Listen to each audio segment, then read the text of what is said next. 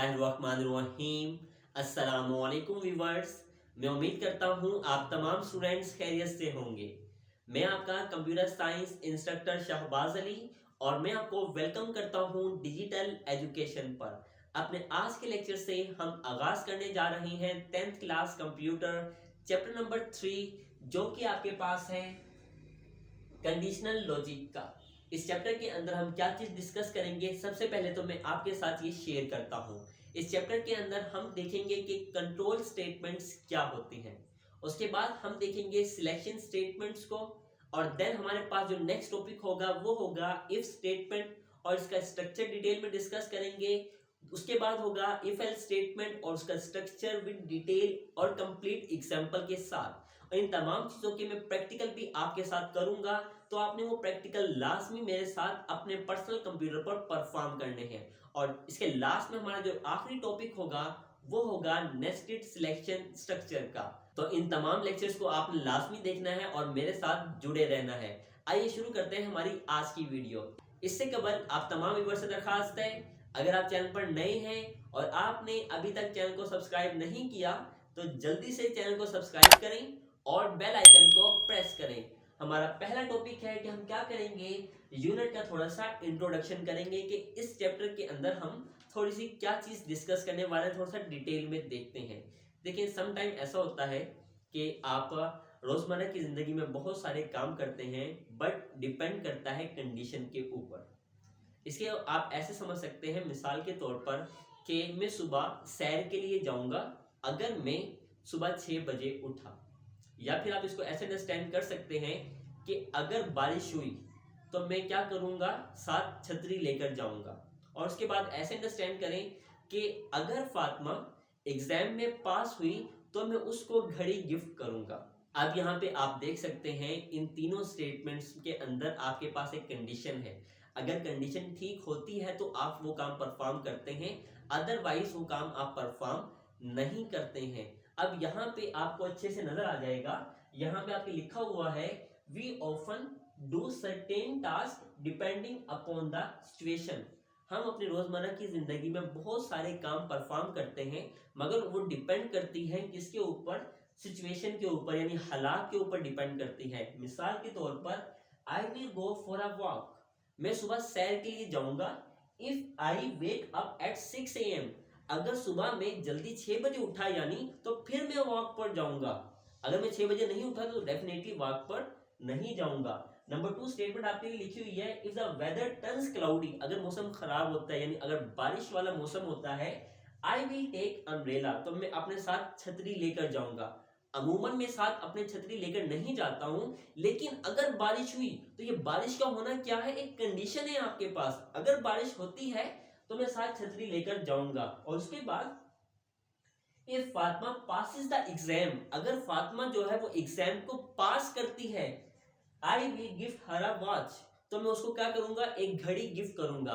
अब घड़ी गिफ्ट करना डिपेंड करता है उसके पास होने पर। अगर वो पास होगी तो घड़ी गिफ्ट की जाएगी, अदरवाइज घड़ी नहीं गिफ्ट की जाएगी।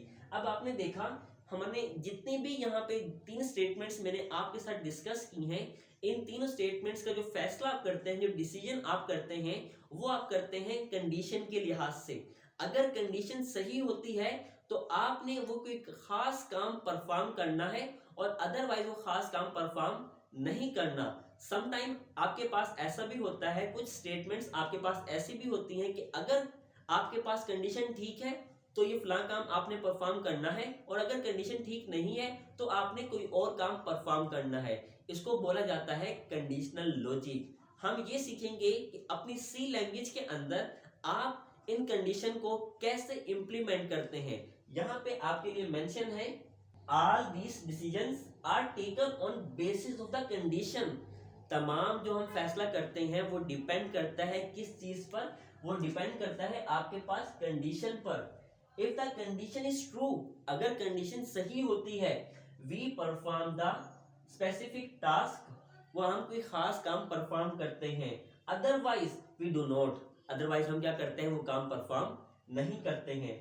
उसके बाद वो बता रहा है sometimes if the condition is not true, sometime अगर कंडीशन ट्रू नहीं भी होती है, then we perform some other task, तो कंडीशन के सही ना होने पर हम कोई दूसरा काम परफॉर्म करते हैं, इसी चीज को बोला जाता है, this is called conditional logic. ये आपके पास क्या कहलाती हैं? कंडीशनल लॉजिक कहलाती हैं। ये था चैप्टर का थोड़ा सा इंट्रोडक्शन। अब हम डिस्कस करते हैं कि आपके पास कंट्रोल स्टेटमेंट्स क्या होती हैं। देखें, जब भी हम किसी प्रॉब्लम को सॉल्व करते हैं तो प्रॉब्लम को सॉल्व करने के लिए हमें जो प्रोग्राम का फ्लो ऑफ एग्जीक्यूशन है, यानी जो प्रोग्राम का चलने का जो बहाव है, उसको कंट्रोल करना होता है। तो हम क्या करते हैं, उसको कंट्रोल कैसे करते हैं वो सीखेंगे। समटाइम जैसा कि मैंने आपको बताया कि अगर आप कोई खास काम परफॉर्म करना चाहते हैं, लेकिन वो आप जब परफॉर्म करेंगे, अगर आपके पास कंडीशन ठीक है, यानी if the condition is true then execute a set of statements. तो क्या कर दें, अगर कंडीशन ठीक है तो सेट ऑफ स्टेटमेंट को एग्जीक्यूट कर दें। और अगर कंडीशन क्या हो गई है, फॉल्स हो गई है, तो फिर इसके अलावा दूसरे सेट ऑफ स्टेटमेंट्स हैं, सेट ऑफ इंस्ट्रक्शंस हैं, उनको एग्जीक्यूट कर दें।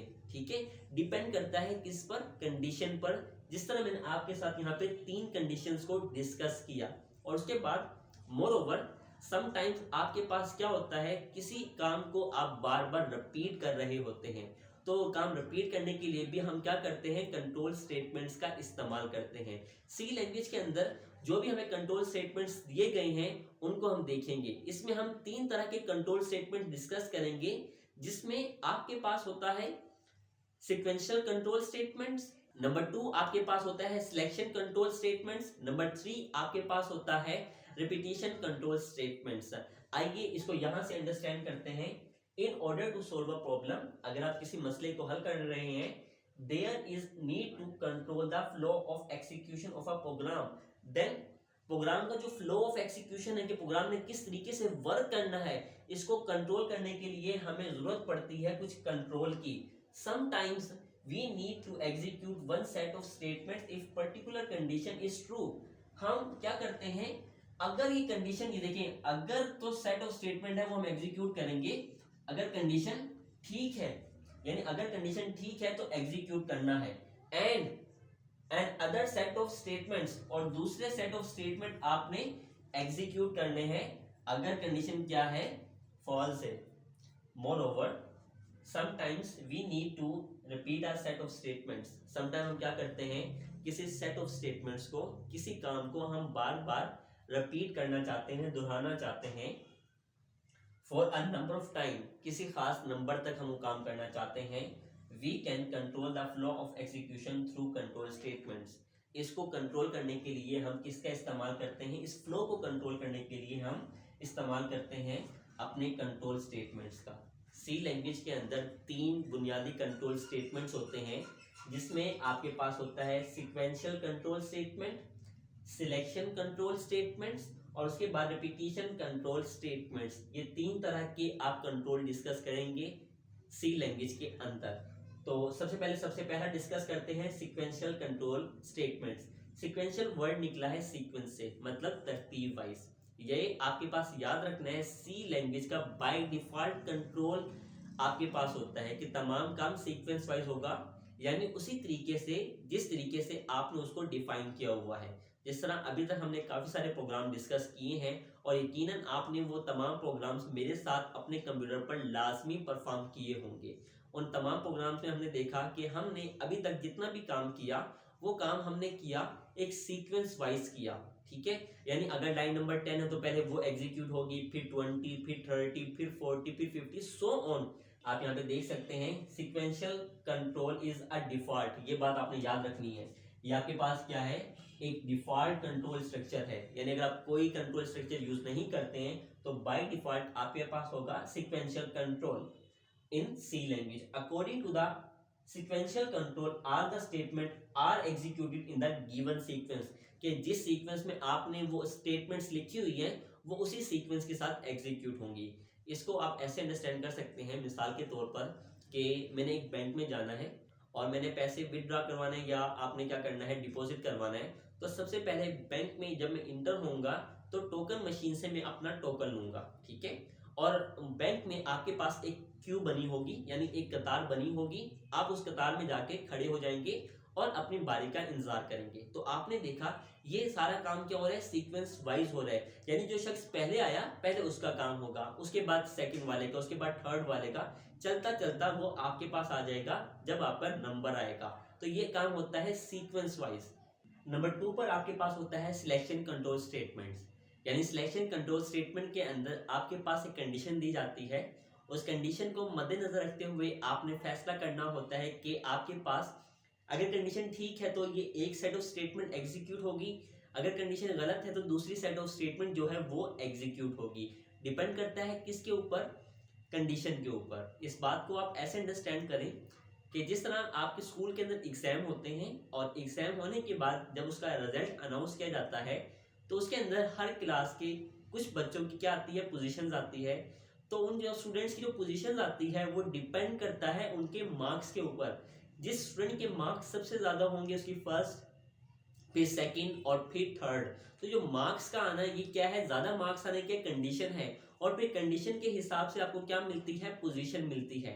ये होता है आपके पास क्या, सिलेक्शन कंट्रोल स्टेटमेंट। और उसके बाद लास्ट में नंबर 3 पर आपके पास है repetition control statements. Repetition control statements के अंदर आप क्या करते हैं, एक ही काम को बार बार रिपीट करते हैं।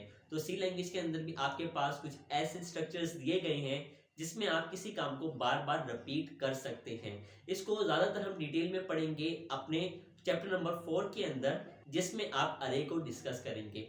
इसको आप ऐसे समझें कि आपके पास पानी का एक जग है और आपने 5 गिलास के अंदर पानी डालना है। तो आपने पहले गिलास के अंदर पानी डाला, फिर दूसरे के अंदर, फिर तीसरे के, चौथे के और पांचवें के। अगर आप बज़ाहिर देखें तो आपने एक ही काम को 5 दफा रिपीट किया है। यानी जो काम आपने क्या किया, एक गिलास के अंदर पानी डाला, वही काम आपने 5 दफा रिपीट किया है। इस काम को करने के लिए सी लैंग्वेज के अंदर भी आपके पास स्ट्रक्चर दिए गए हैं। तो प्यारे बच्चों, ये था हमारा आज का लेक्चर, जिसके अंदर हमने डिस्कस किया यूनिट का इंट्रोडक्शन, और उसके बाद हमने देखें कि आपके पास होते हैं कंट्रोल स्टेटमेंट्स, और हमने 3 कंट्रोल स्टेटमेंट्स डिस्कस किए, जिसमें हो गया आपके पास सिक्वेंशियल, सिलेक्शन और रेपिटेशन। तो अपने अपकमिंग लेक्चर के अंदर हम डिस्कस करेंगे सिलेक्शन स्ट्रक्चर को। तो मैं उम्मीद करता हूं कि मेरी आज की वीडियो आपको पसंद आई होगी। अगर मेरी आज की वीडियो आपको पसंद आई है और इससे आपकी हेल्प हुई है तो वीडियो को लाइक करें, अपने तमाम फ्रेंड्स के साथ इसको शेयर करें। मुझे अपनी दुआओं में याद रखिएगा। मेरी अगली वीडियो तक के लिए अल्लाह हाफिज, टेक केयर।